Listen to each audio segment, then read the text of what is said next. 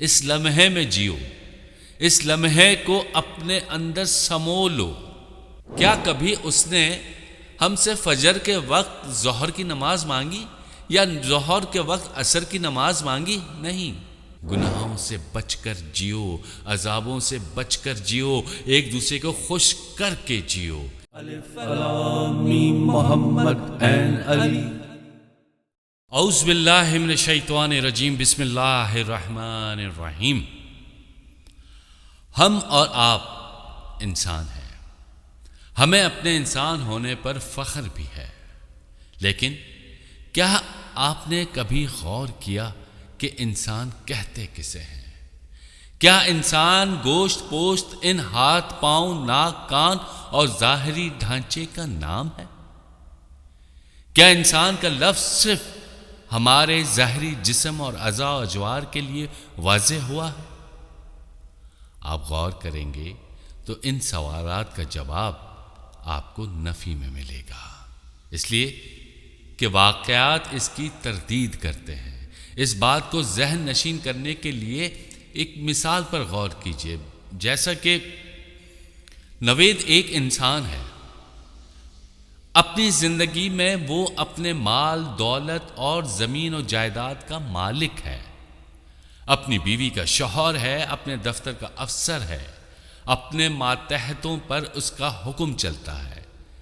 اس کے چھوٹے اس سے ڈرتے ہیں۔ جب تک اس کے سینے میں آخری سانس باقی ہے، اس وقت تک کسی کی مجال نہیں ہے کہ اس کے اجازت کے بغیر اس کا مال لے اڑے یا اس کی جائیداد پر قبضہ کر لے یا اس کی بیوی کو اپنی بیوی بنا لے۔ اگر کوئی ایسا کرے گا تو قانون اس کی پشت پناہی کے لیے موجود ہے، قانون وہ شخص سزا کا مستحق ہے، لیکن جہاں آخری سانس اس کے منہ سے نکلا تو وہ مال و دولت کا مالک نہ رہا، نہ زمین جائیداد کا، نہ بیوی اس کی رہی، نہ اس کے ماتحت۔ اس کی لاش صحیح سالم ابھی گھر میں موجود ہے، لیکن اس کی تمام دولت کسی اور کی ہو چکی ہے۔ جو مکان اس نے اپنے لیے تعمیر کیا تھا اب وہ کسی اور کا ہو چکا ہے۔ جس نوکروں پر وہ حکم چلاتا تھا وہ اب کسی اور کے حکم کے تابع ہو گئے ہیں۔ اگر انسان اس گوشت پوست اور ظاہری ڈھانچے کا نام تھا تو سوال یہ ہے کہ یہ اتنا بڑا انقلاب کیسے رونما ہو گیا؟ اس کا جسم وہی جسم ہے، اس پر وہی گوشت پوشت ابھی بھی موجود ہے، اس میں ہاتھ پاؤں اور ناک اسی طرح کان لگے ہوئے ہیں، لیکن اب اس کو کوئی انسان کیوں نہیں کہتا؟ اب اسے انسانی حقوق کیوں حاصل نہیں؟ معلوم ہوا کہ نوید صرف گوشت پوست اور ظاہری ڈھانچے کا نام نہیں تھا۔ سوال یہ ہے کہ پھر وہ کس چیز کا نام تھا؟ نوید کی لاش میں وہ کون سی چیز ختم ہو گئی جس کی بنا پر اب اسے انسان نہیں کہا جاتا؟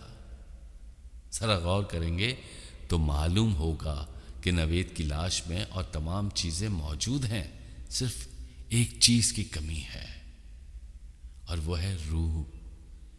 اسی کی روح کی کمی سے اب نوید نہیں رہا، جو کبھی کوٹھی بنگلوں کا مالک تھا اور جس کا اس کے ماتحتوں پر حکم چلتا تھا۔ تو اللہ سبحانہ تعالیٰ نے ارشاد فرمایا ہے بارہا کہ زندگی اس لمحے کا نام ہے، اس لمحے میں جیو، اس لمحے کو اپنے اندر سمو لو۔ نہ ماضی تمہارا تھا نہ مستقبل تمہارا ہے، تمہارا جو کچھ ہے تمہارا حال ہے۔ ماضی گزر گیا، مستقبل کا پتہ نہیں، زندگی یہی ہے، یہ لمحہ ہے۔ رب العالمین نے ہم سے 5 وقت کی نمازیں مانگی ہیں، فجر، ظہر، عصر، مغرب، عشاء۔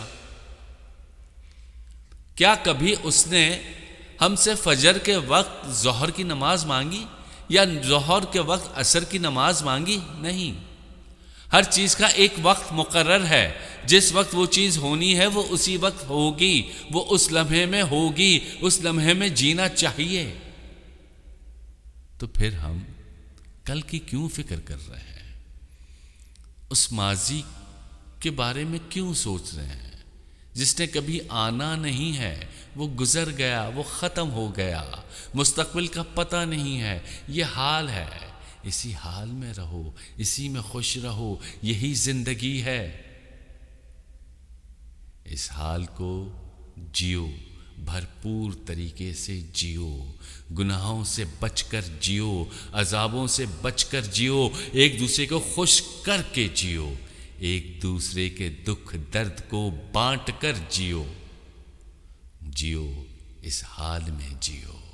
کل کا کچھ نہیں پتا، کل کیا ہوگا نہیں معلوم، پرسوں کیا ہوگا نہیں معلوم، ابھی کیا ہو رہا ہے، اگلے لمحے کیا ہوگا نہیں معلوم۔ اس لیے اس حال میں رہو، اس حال میں جیو، یہی ہے، یہی حال ہے ہمارا۔ مستقبل کا کچھ پتہ نہیں، ماضی گزر گیا۔ اس حال کو بھرپور طریقے سے گزارو۔ نماز کے وقت نماز ادا کرو، جس کے حقوق دینے اس لمحے تو اس کو اس کے حقوق ادا کرو، کسی پر ظلم نہ کرو۔ جب کسی پر ظلم نہیں کرو گے تو تمہارا آنے والا مستقبل وہ بہتر ہونا چاہیے۔